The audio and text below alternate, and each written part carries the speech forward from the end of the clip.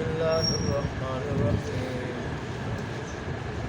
أولم يسيروا في الأرض فينظروا كيف كان عاقبة الذين من قبلهم كانوا هم أشد منهم قوة وآثارا في الأرض فأخذهم الله بذنوبهم وما كان لهم من الله من واق ذلك بأنهم كانت تأتيهم رسلهم بالبينات فكفروا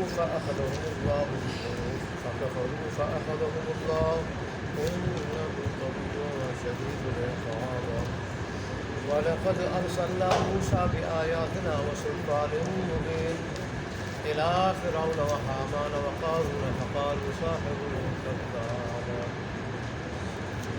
فلما جاءهم بالحق من عندنا قالوا اقتلوا أبناء الذين آمنوا معه واستحيوا نساءهم وما كيد الكافرين إلا في ضلال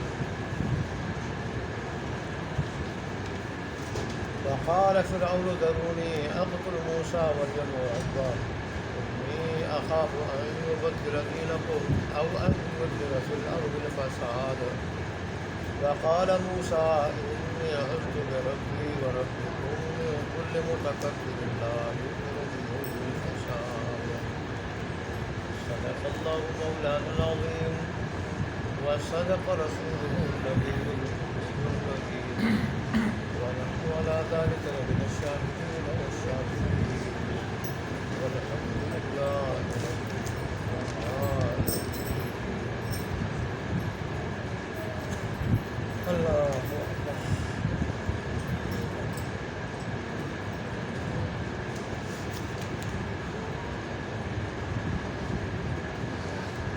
گزشتہ آیات میں اللہ تبارک و تعالیٰ نے اپنی کامل قدرت کے دلائل ذکر فرمائے تھے جو اللہ تبارک و تعالیٰ کی وحدانیت کے بھی دلائل ہیں، اور ساتھ فرمایا تھا کہ ان دلائل سے وہی لوگ سبق حاصل کرتے ہیں جو رب کی طرف رجوع کرتے ہیں، ان دلائل میں غور فکر کر کے رب کی طرف رجوع کرتے ہیں. پھر اللہ تبارک و تعالیٰ کی صفات کا ذکر ہوا تھا، جن میں ایک صفت یہ بھی تھی کہ اللہ وحی کو بھیجتا ہے اپنے حکم سے جس پہ چاہے تاکہ لوگوں کو ملاقات کے دن سے ڈرایا جائے. ایسا دن کہ سارے بندے اللہ کے سامنے ہوں گے اور اس سے کوئی چھپ نہیں سکے گا، اور اللہ وہاں کہے گا کہ آج کس کی بادشاہت ہے. کوئی دم نہیں مار سکے گا تو اللہ خود کہے گا للہ الواحد القہار. اور پھر رب کی طرف سے اعلان ہوگا کہ ہر نفس کو آج جو کچھ اس نے کمایا اس کا پورا بدلہ ملے گا، کسی پر ظلم نہیں ہوگا. پھر اللہ تبارک و تعالیٰ نے فرمایا کہ ان کو ڈرا دیں قریب آنے والے دن سے، کہ جب دل گھبراہٹ کی وجہ سے گلوں کے پاس پہنچے ہوئے ہوں گے اور بڑے گھٹن میں پڑے ہوئے ہوں گے، اور اس دن ظالموں کے واسطے نہ کوئی مخلص دوست ہوگا اور نہ کوئی ایسا سفارشی ہوگا جس کی بات مانی جائے. پھر اللہ تبارک و تعالیٰ نے اپنی اور صفات کا ذکر فرمایا کہ اللہ آنکھوں کی خیانت کو بھی جانتا ہے. میں اس کی تفسیر ذکر کرتا ہوں. سامنے اگر کوئی خیانت کرتے ہیں غیر محرم کو دیکھتا ہے، جس کو عام لوگ بھی دیکھتے ہیں، وہ بھی اللہ جانتا ہے. اور جو آنکھوں کے کونوں سے کن لنگیوں سے دیکھتا ہے، اللہ وہ بھی دیکھتا ہے. اگرچہ عام لوگ اس کو نہیں دیکھ سکتے، اللہ وہ بھی دیکھتا ہے. اور پھر یہ تو یہ ارادے جو دل کے نیت ہے، ارادے اور دلوں میں جو کچھ ہے اللہ وہ بھی جانتا ہے. پھر اللہ نے فرمایا کہ قیامت کے دن اللہ حق عدل و انصاف کے ساتھ فیصلہ کرے گا. دنیا میں اگر کسی کو جزا سزا مل جائے، پوری سزا، یہ پورا فیصلہ نہیں ہے، مکمل فیصلہ نہیں، یہ پورا صلہ نہیں، پورا صلہ قیامت کے دن ملے گا، اچھا بھی برا بھی. اس لیے قیامت کا ہونا کیا ہے؟ ضروری. اور یہ قیامت کا فیصلہ صرف اللہ کے پاس ہے. جن کو لوگ اللہ کے سوا پوچھتے ہیں اور طرح طرح کی بات ان کے بارے میں گڑی ہیں، قیامت کے دن وہ بے بس ہوں گے۔ اور یاد رکھنا اللہ سب کچھ سنتا اور دیکھتا، اس لیے زبان کو بھی کنٹرول میں رکھو اور اعمال بھی اللہ کے حکم کے مطابق بجا لاؤ۔ آج کی آیات میں اللہ تبارک و تعالیٰ نے ایک تو کافر و مشرکوں کے کفر اور شرک کا شکوہ کیا ہے، اور دوسرا اللہ تبارک و تعالیٰ نے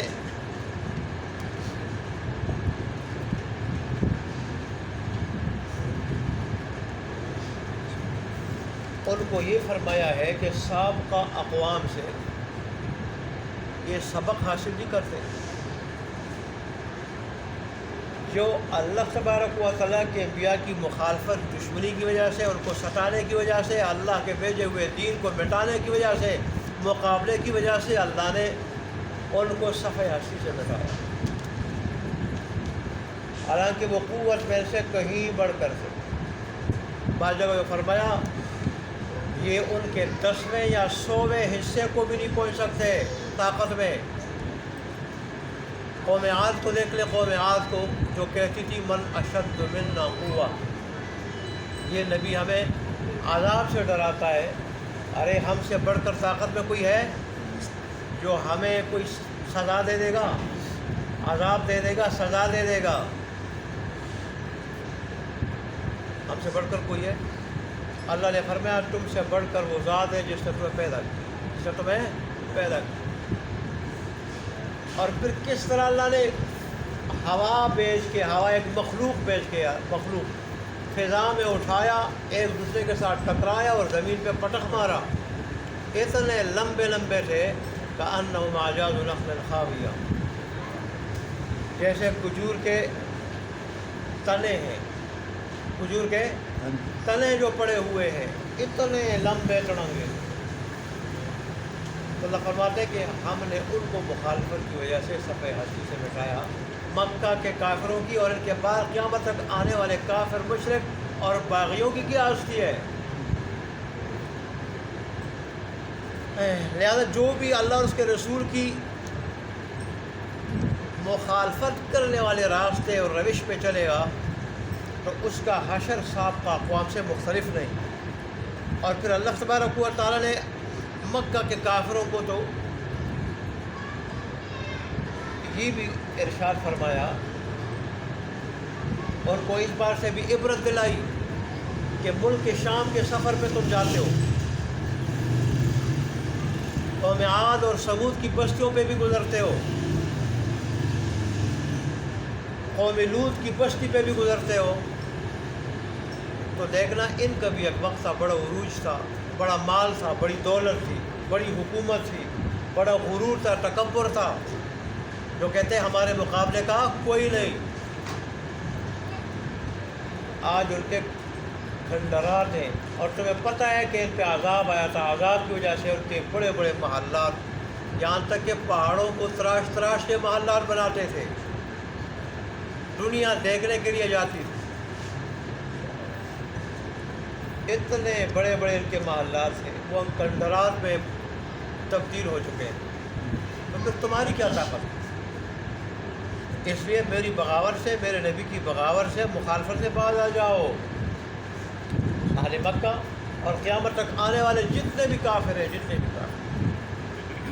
جتنے بھی کافر سب کو اللہ نے یہ عبرت دلائی کہ میرے دین، میرے انبیاء کی مخالفت یہ ہلاکت کو دعوت دینا، اس سے آدمی صفحہ ہستی سے مٹ جاتا ہے، دنیا آخرت دونوں برباد ہو جاتی ہیں۔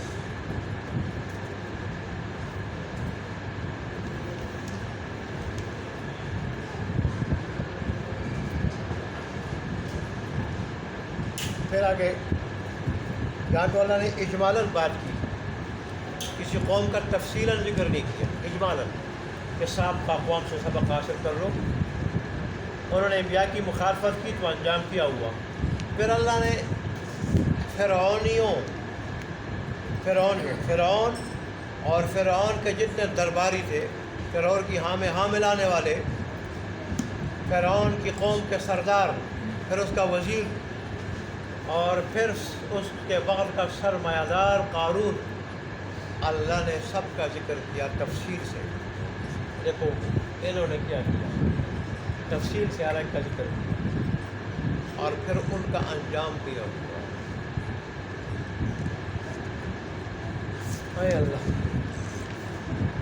کہ اللہ سبحانہ موسیٰ علیہ السلام کو کھلی نشانیاں دے کر نبوت کی نشانی اور نبوت اللہ کی وحدانیت کے دلائل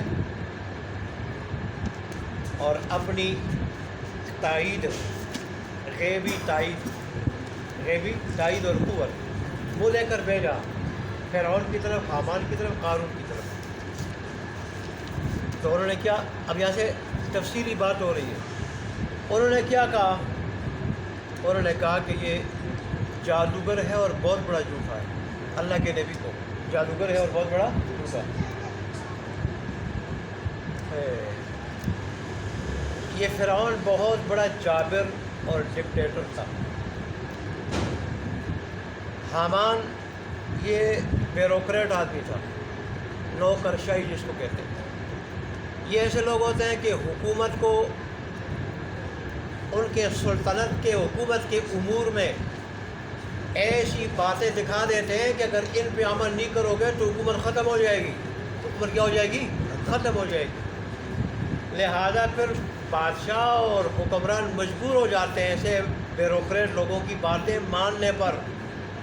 اور یہ اس وقت سے لے کے آج تک یہ بات چلی آ رہی ہے. ہر دو آدمی جن کے درمیان ایک واسطہ ہو، اوپر کا دو آدمی جن کے درمیان واسطہ ہو، اوپر کا نیچے کے دو آدمی، واسطہ جو بیچ میں ہو اوپر کچھ کہتا ہے نیچے کچھ کہتا ہے، اوپر کے کچھ کہتا ہے اور نیچے کچھ کہتا ہے، اور اس طرح وہ اپنے مقاصد نکالتے ہیں. یہاں بیوروکریٹ کون تھا؟ حامان تھا. اس نے فرعون کو بہت ساری باتیں کر کے بنی اسرائیل پہ بڑے مظالم ڈھائے برپا. یہی تو تھا، تو کہتا تھا کہ ان میں ایسا بچہ پیدا ہوگا جس سے تیری اقتدار کا خاتمہ ہو، تیرے اقتدار کا خاتمہ ہو. اور اس موسیٰ علیہ السلام کو جب آئے آپ نبی بن کے، اگر موسیٰ علیہ السلام کو آپ نے اس طرح چھوڑ دیا کھلا تبلیغ کرتے ہوئے، لوگ دیکھیں متاثر ہو رہے ہیں، سارے لوگ ان کے ساتھ ہو جائیں گے. جب لوگ ان کے ساتھ ہو جائیں گے پہلے تو مقابلہ ہوگا، ایک وقت ایسا ہوگا یہ زیادہ ہو جائیں گے اور پھر تم مغلوب ہو جاؤ گے، تمہارے اقتدار کا خاتم ہو جائے گا. پہلے موسیٰ علیہ السلام لوگوں کو تیرے دین سے ہٹا کے اپنے دین پہ لگا دیں گے، اپنے دین پہ، اور پھر جو ہے نا موسیٰ علیہ السلام کیا کر دیں گے، اس طرح لوگ جب ان کے دین قبول کر لیں گے ان کا غلبہ حاصل ہو جائے گا، سیاسی غلبہ بھی، تو پھر جو ہے کیا ہو جائے گا، تیرے اقتدار کا خاتمہ ہو جائے گا. جو فرعون کہہ رہا ہے یہ حقیقت میں حامان کی زبان سے کہہ رہا ہے. حامان قارون سرمایہ دار آدمی تھا، اس نے فرعون کا اعتماد حاصل کر لیا تھا اور بڑے بڑے ٹھیکے لیتا تھا فرعون سے، اور پھر استعمال کس کو کرتا تھا؟ بنی اسرائیل مظلوم کو، ان سے بگاڑ پہ کام لیتا تھا. اگر وہ بات نہ مانتے تو پھر فرعون سے مظالم کراتا تھا یہ بھی. اور یہی تینوں چیزیں چلتی رہی. انگریز جب بر صغیر پہ تقریباً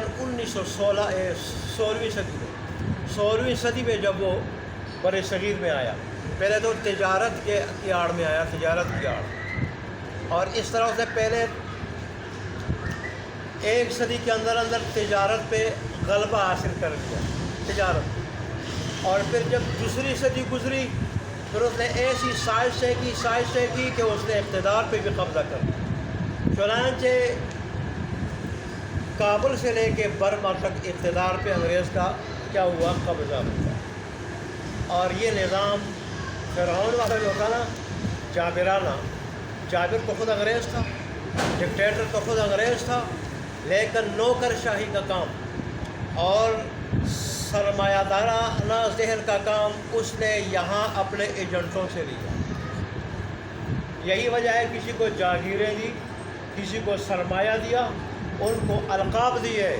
اور ان بدبختوں نے اپنے ملک اور قوم کے ساتھ اچھائی کرنے کے بجائے اور ان کے مفاد کو دیکھنے کے بجائے انگریز کے مفاد کو دیکھ کے کام کیا، جائیدادیں لے کے، سرمایہ لے کے، اور پھر 200 سال تک اسی بیوروکریسی سے اور سرمایہ دارانہ ذہن سے انگریز نے اپنے ان ایجنٹوں سے کام لیا، انگریز تو آج چلا گیا ہے، لیکن انگریز کے پروردہ آج بھی موجود ہیں جو اس ملک کو ترقی کرنے نہیں دے رہے۔ آپ دیکھ رہے ہیں آج کل کتنے ڈالر نکل رہے ہیں، کتنے ڈالر مختلف جگہوں سے۔ یہ تو ابھی چند مثالیں آئی ہیں۔ اس طرح اگر جتنے یہ جو بیوروکریٹ قسم کے ہیں یا ڈکٹیٹر قسم کے ہیں یا سرمایہ دارانہ ذہن کے ہیں، ان سب پہ چھاپے پڑ جائیں اور سب کے گھروں سے نکال لیا جائے ڈالر کو، سرمایہ کو، تو خود بخود جو ہے ڈالر نیچے گر جائے گا اور پاکستان کا پیسہ اوپر چلا جائے گا، ملک کی معیشت مضبوط ہو جائے گی۔ اس 200 سالہ دور اقتدار میں انگریز کے بعض ایسے بھی اللہ والے تھے کہ انہوں نے جان پہ کھیل کے ان کے خلاف آواز لگائی، اور پھر انگریز ان سے بڑا خوفزدہ ہوا۔ جو آدمی حق پہ ہو، حق پہ اللہ اس کو بڑا روب دے دیتا ہے، روب، اللہ تبارک و تعالیٰ اس کو روب دے دیتا ہے۔ جیسے مولانا عبید اللہ سندھی رحمۃ اللہ علیہ سکھ خاندان کے تھے، مسلمان ہو گئے 16 سال کی عمر میں، اور پھر شیخ الہند کی خدمت میں والد نے پیش کیا، اور خود کہتے ہیں میں نے ان سے علم بھی سیکھا اور سیاست بھی سیکھی، اور اللہ نے جیسے ان کو انقلابی ذہن عطا کیا تھا تو ایسا اللہ نے مجھے بھی عطا کیا۔ چنانچہ انگریز اس سے بڑے گھبراتے تھے مولانا عبید اللہ سندھی رحمۃ اللہ علیہ سے، جیسے شیخ الہند رحمۃ اللہ علیہ سے گھبراتے تھے، یہاں تک کہ ان کو ملک بدر کر دیا مولانا عبید اللہ سندھی رحمۃ اللہ علیہ کو، جیسے شیخ الہند رحمۃ اللہ علیہ کو مالٹا کی جیل میں بھیج دیا تھا اور وہاں ان کو قیدی بنایا تھا، ان کو بھی ملک بدر کر دیا تھا۔ یہ سعودیہ چلے گئے تھے، وہاں طواف کر رہے تھے تو دیکھا کہ انگریز کا ایک خفیہ اہلکار طواف میں پیچھے پیچھے طواف کر رہے ہیں، طواف کے نام سے وہ جاسوسی کر رہے ہیں۔ اس نے جب مڑ کے دیکھا، کہا تیری ناش ہو، تیرا ناش ہو، تو یہاں بھی میرا پیچھا نہیں چھوڑ رہا ہے، انگریز یہاں بھی میرا پیچھا نہیں چھوڑ رہے۔ آخر پھر بعض لوگوں کی سفارش سے ان کو یہاں آنے کی اجازت ملی، اور یہ آنا بھی اس لیے چاہتے تھے۔ بیچ میں افغانستان بھی گئے، وہاں بھی انہوں نے بڑا انقلاب برپا کیا۔ لوگوں نے جب یہ قرآن مجید کی تفسیر اس طرح کرتے تھے کہ موجودہ حالات پہ لوگوں کو اس طرح فٹ کرتے تھے، جو قرآن کے موافق لوگ تھے ان کی موافق آیات، اور جو خلاف باغی ہوتے تھے ان پر وہ آیات فٹ کر دیتے تھے، اور ایسے لوگوں کے ذہن میں انقلاب برپا کرتے تھے، سارے لوگ غلام بن جاتے تھے۔ ادھر یہاں سے انڈیا سے پہلے افغانستان ادھر گئے، روس گئے، افغانستان گئے، وہاں سے روس گئے، روس میں انہوں نے کیا کیا، لوگوں کو اپنا گرویدہ بنا لیا، اور وہاں لوگ جو ہے نا سارے ان کے حلقہ درس کے ساتھ وابستہ ہونے لگے۔ وہاں روسی حکومت نے جب خطرہ محسوس کیا، انہوں نے ملک بدر کر دیا، وہاں سے پھر گئے سعودیہ، وہاں پھر جب انگریز کے جاسوس وہاں بھی لگے، وہاں سے پھر بعضوں کی سفارش پہ یہاں آئے اور کہہ رہے تھے کہ میں اس غلام ملک میں نہیں آنا چاہتا، لیکن اس لیے آ رہا ہوں کہ میں یہاں کے لوگوں کو ان کی ذمہ داری کا احساس دلاؤں کہ اب بھی موقع ہے، خدا کے لیے سنبھل جاؤ، انگریز کی غلامی سے باز آ جاؤ، ان انگریز کے خلاف کھڑے ہو جاؤ، ورنہ میں جو انقلاب دیکھ رہا ہوں، اٹھتے ہوئے انقلاب دیکھ رہا ہوں، اس کی وجہ سے مٹ جاؤ گے، سارے مٹ جاؤ گے، دین مٹا لو گے۔ تو بہرحال فرعون کی جو ذہنیت تھی، پھر حامان کی جو ذہنیت تھی، حامان اس کے وزیر کی، اور قارون کی، وہ آج کل بھی وہ تینوں کے تینوں ذہن آج بھی چل رہے ہیں اور حکومتوں کو اپنے مطابق چلا رہے ہیں اور اس طرح اپنا الو سیدھا کر رہے ہیں اور ملک کی خزانے کو بھرنے کے بجائے اپنے بینکوں کو بھر رہے ہیں اور ملک کی خزانے کو لوٹ رہے ہیں۔ اللہ تبارک و تعالیٰ ہمیں ایسے لٹیروں سے ہمیشہ ہمیشہ کے لیے نجات دے دے۔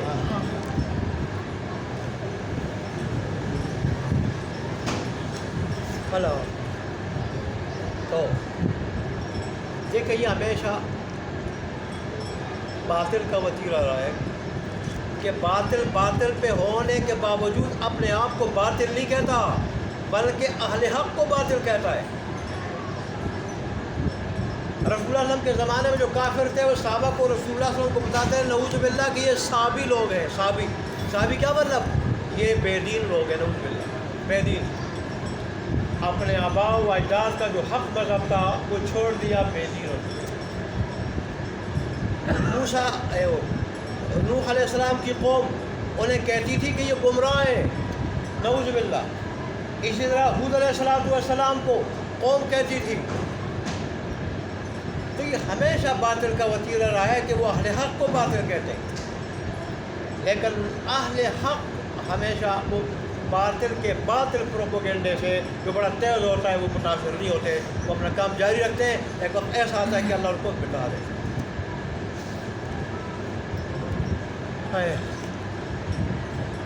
اب موسیٰ علیہ السلام جب فرعونیوں کے پاس آئے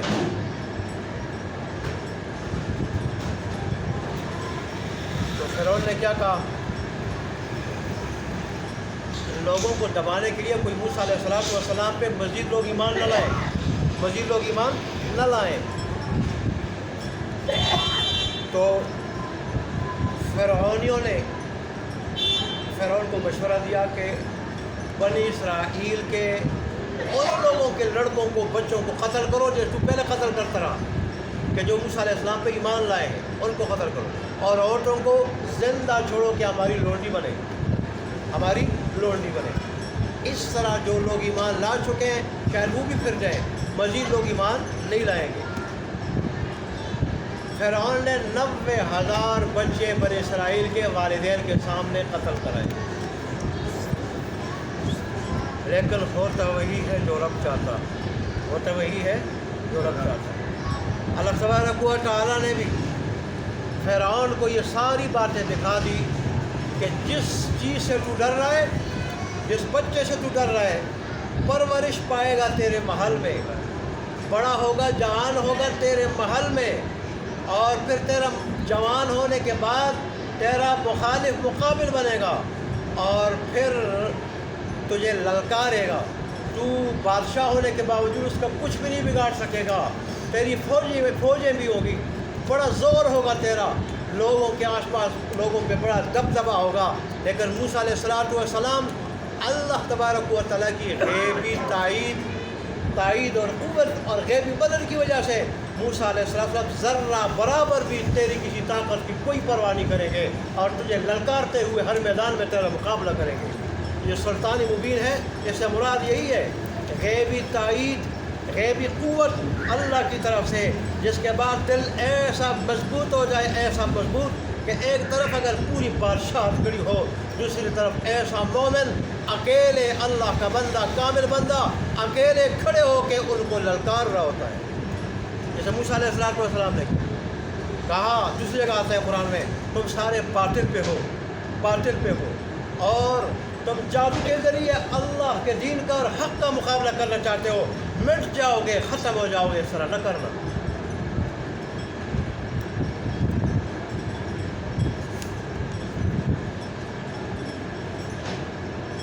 اللہ فرماتا ہے کہ کافروں کی جو تدبیر تھی نا، کافروں کی تدبیر لفظی معنی وہ گمراہی میں تھی، کیا ناکام تھی، کیا تھی؟ ناکام تھی۔ اللہ کی تدبیر کے مقابلے میں، اور دوسری یہ بھی کہہ سکتے ہیں غلط تھی، حق کے خلاف تدبیر کرنا غلط ہے، اور غلط تدبیر حق کے خلاف اللہ کامیاب ناکام ہو۔ پھر فرعون نے آگے اور ڈینگی ماری، اس نے ڈینگے مارتے لوگ بعض اوقات اندر سے یہ ڈرا ہوا تھا فرعون، یہ ڈرا ہوا تھا۔ فرعون کے انداز بیان سے پتہ چلتا ہے کہ درباریوں نے اس کو منع کیا تھا کہ موسیٰ علیہ السلام کو کچھ نہ کہنا، قتل نہ کرنا، قتل کرو گے تو اللہ کا عذاب آ جائے گا، کیونکہ اتنا وہ جان چکے تھے، یقین کر چکے تھے کہ یہ اللہ کا نبی ہے، اللہ کا نبی ہے۔ تو انہوں نے منع کر دیا تھا کہ فرعون موسیٰ علیہ السلام کو قتل نہیں کرنا، ہم اس کی تائید حق میں نہیں۔ تو اندر سے یہ بھی بڑا گھبرایا ہوا تھا، موسیٰ علیہ السلام کی حقانیت کی نشانی دیکھ چکا تھا، اور یہ کہ موسیٰ علیہ السلام کی دعا رد نہیں ہوتی، قبول ہوتی ہے۔ تب تو کئی موقع پر فرعون کے کہنے پر فرعونیوں نے کہا کہ دعا کر دے اللہ یہ عذاب دور کر دے، دعا کر دے یہ عذاب دور کر دے، اور عذاب دور ہو جاتا تھا۔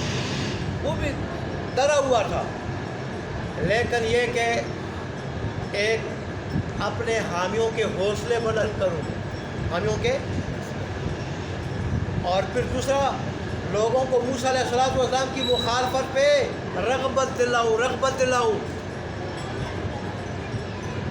تو اس نے یہ بظاہر یہ بیان کیا، ورنہ اندر سے وہ بھی ڈرا ہوا تھا۔ یہ ڈر رہا تھا کہ لوگ اگر ایسا نہیں کروں گا میں، لوگوں کو حوصلہ نہیں ملے گا، لوگوں کو رغبت نہیں دلاؤں گا مخالفت کی، کہ لوگ موسیٰ علیہ السلام کے ساتھ ہو گئے تو میری کیا ہو جائے گی، حالت خراب ہو جائے گی، حکومت ختم ہو جائے گی۔ اس لیے فرعون نے کہا کہ مجھے چھوڑ دو کہ میں موسیٰ علیہ السلام کو قتل کروں۔ پھر وہ اپنے رب کو پکارے، اوپر سے یہ بڑک ماری اس نے۔ اور پھر آگے جو بات اس میں تھی وہ موسیٰ علیہ السلام پہ ڈالی کہ میں ڈرتا ہوں کہ یہ تمہارا دین تبدیل نہ کر لے، تمہیں بے دین نہ بنا دے، اور یا یہ زمین میں فساد برپا نہ کرے، یا مطلب تمہاری اقتدار کا خاتمہ نہ کرے۔ حالانکہ سب سے بڑا فساد کفر، شرک، معاصی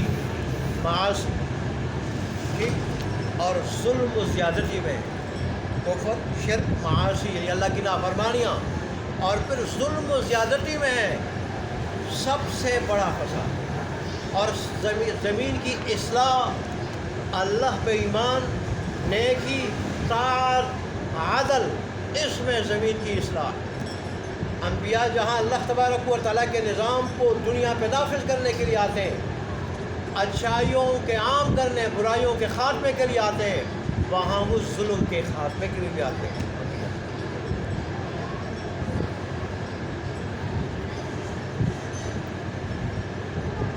اچھا، موسیٰ علیہ السلام تک بھی بات پہنچی کہ فرعون نے یہ کہا ہے کہ میں موسیٰ علیہ السلام کو قتل کروں گا، کیا کروں گا؟ قتل۔ موسیٰ علیہ السلام کو جب پتہ چلا تو موسیٰ علیہ السلام نے کہا کہ مجھے فرعون کے قتل کی کوئی پرواہ نہیں، کوئی ڈر نہیں۔ کیوں؟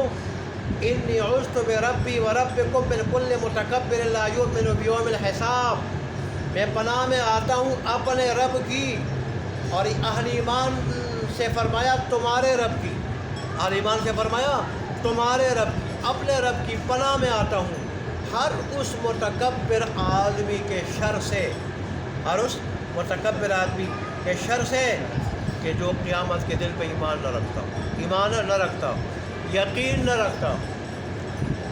اللہ نے اس دعا کی برکت سے موسیٰ علیہ السلام کو فرعون اور سارے فرعونیوں کے شر سے بچایا، حفاظت فرمائی، بلکہ اللہ نے ان کو مٹایا موسیٰ علیہ السلام کے دیکھتے ہوئے۔ اس وجہ سے مشائخ کہتے ہیں کہ یہ ورد بھی ہے، یہ آیت کیا ہے؟ ورد بھی ہے۔ آیت کون سی ہے؟ ہاں، آیت نمبر 27ویں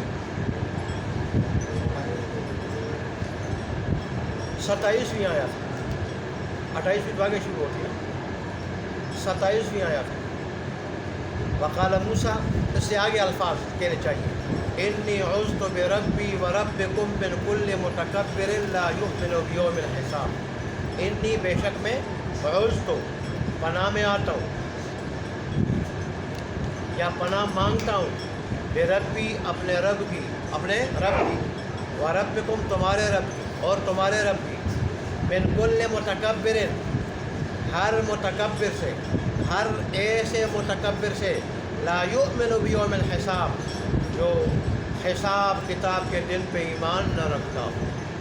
یہ دعا 100 مرتبہ بھی پڑھے، اللہ اس کو ہر مصیبت سے ہر شر سے جیسے اللہ نے موسیٰ علیہ السلام کی حفاظت فرمائی ایسے آپ کی حفاظت فرمائی۔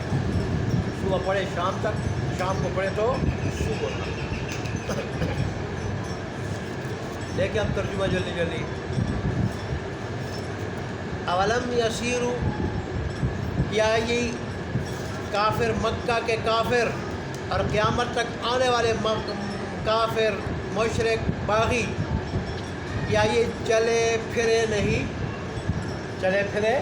فی الارض زمین میں، فینظروا کہ دیکھتے کیف کان کیسا ہوا عاقبۃ الذین انجام ان لوگوں کا کہ جو کانو تھے من قبلہم ان سے پہلے، اہل مکہ سے پہلے یا قیامت تک آنے والے کافروں مشرکوں باغیوں سے پہلے۔ قرآن تو قیامت تک آنے والے لوگوں کے لیے ہے۔ کانو ہم ہے وہ اشد زیادہ منہ ان سے قوت کے اعتبار سے و آثاراً اور نشانوں کے اعتبار سے فی الارض زمین میں جنہوں نے نشان چھوڑے تھے، بڑے بڑے